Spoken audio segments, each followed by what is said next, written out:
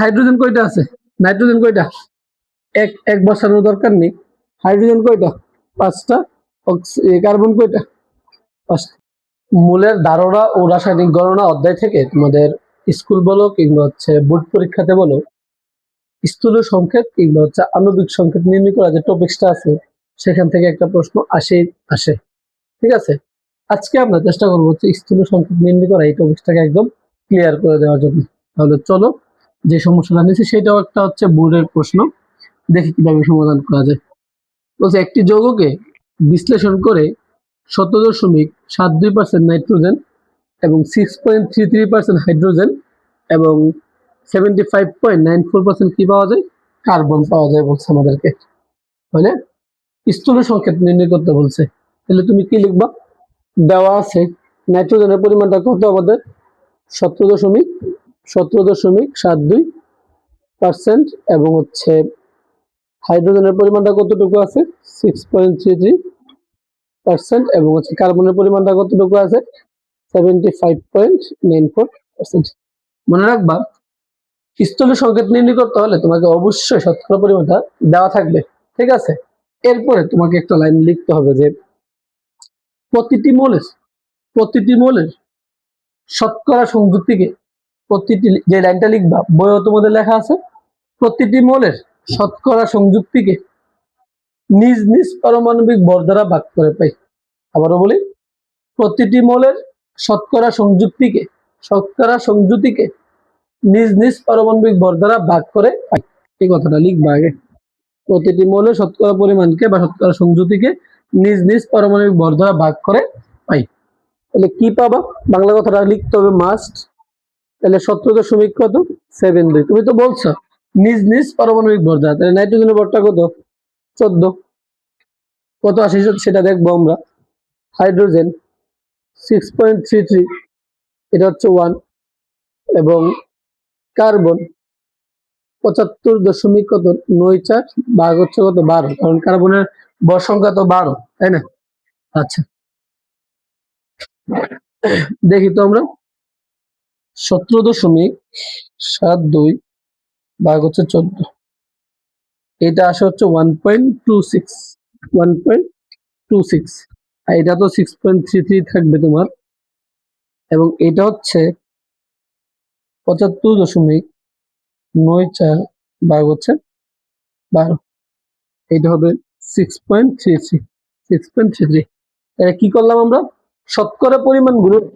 শতকরা সংযুক্তি গুলাকে আমরা নিজ নিজ পারমাণবিক ভর দ্বারা ভাগ করে পাই, আমরা লিখে ফেলছি। ঠিক আছে, এখন এই যে ভাগফলগুলো আছে, এই যে ভাগফলগুলো তোমার কাছে আছে, আরেকটা লাইন তুমি লিখবা বাংলা কথা, যে উক্ত ভাগফলগুলো থেকে ক্ষুদ্রতম ভাগফল দ্বারা ভাগ করে পাই। মানে প্রতিটি ভাগফলকে এদের মধ্যে থেকে যে ক্ষুদ্রতম ভাগফলটা আছে সেটা দ্বারা আবার প্রত্যেকটাকে কি করবা? ভাগ করবা। লেখাটা সুন্দর করে লিখবা যে উক্ত ভাগফল সমূহকে ক্ষুদ্রতম ভাগফল দ্বারা কি করে পাই? ভাগ করে পাই। বাংলা কথাটা লিখবা, উক্ত ভাগফল সমূহকে ক্ষুদ্রতম ভাগফল দ্বারা ভাগ করে পাই, এই কথাটা লিখবা। লিখার পরে নাইট্রোজেন 1.26 আছে, দেখো তো এই তিনটার মধ্যে সব থেকে ক্ষুদ্রতম ভাগফল কোনটা? 1.26 না বলো?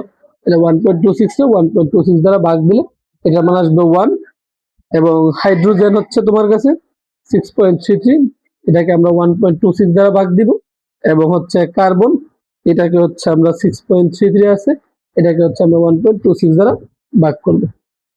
ভাগ করলে কত আসবে? 6.33 1.26, এটা আসবে হচ্ছে 5.0, অর্থাৎ 5.02, অর্থাৎ 5 ধরা যায়, এবং এটাও আসবে হচ্ছে তোমার 5.02 বা হচ্ছে তুমি 5 ধরতে পারো। ঠিক আছে,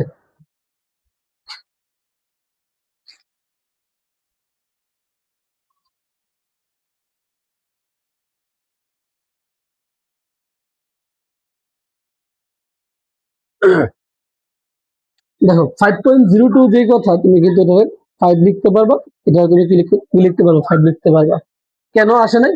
কারণ দেখবা 1.26 আর এর যে মানটা আসছিল এটা হচ্ছে 1.266, অনেক বড় একটা মান ছিল, আমরা যার সাথে 1.26 নিছি, আমাদের বইতে দেখবা 6.3 কে 6.33 কে 1.266 দ্বারা ভাগ করলে কারেক্ট 5 চলে আসে, ঠিক আছে। এখানে 26 এর জায়গায় যদি তুমি 266 নাও তাহলে কারেক্ট 5 আসবে। আর তুমি যদি শুধু 1.26 নাও তাহলে 5.02 5.02 যেই কথা 5 একই কথা। তুমি 266 নিলে 5 আসবে, আর তুমি যদি হচ্ছে শুধু 26 নাও তাহলে আসবে হচ্ছে 5.02 5। এ হচ্ছে তোমার নাইট্রোজেনের পরিমাণ 1, হাইড্রোজেন হচ্ছে 5 এবং কার্বনের হচ্ছে কত 5। তাহলে স্থূল সংকেত বের করতে হবে। সুতরাং স্থূল সংকেত স্থূল সংকেত। তোমার কাছে হাইড্রোজেন কয়টা আছে? নাইট্রোজেন কয়টা? এক বসানোর দরকার নেই। হাইড্রোজেন কয়টা? 5টা। কার্বন কয়টা? 5টা। এই হচ্ছে তোমার স্থূল সংকেত। আশা করি স্থূল সংকেত আজকের পর তোমাদের ভুল হবে না। আবারও আমি একটু রিপিট করি।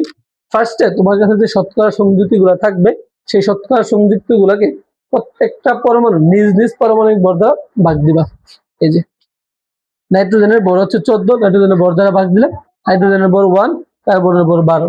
ঠিক আছে, ভাগ দেওয়ার পর যেই ভাগফল গুলো আসছে সেই ভাগফল গুলোরে ক্ষুদ্রতম ভাগফল দ্বারা আবার সবগুলোর কি দিবা ভাগ দিবা।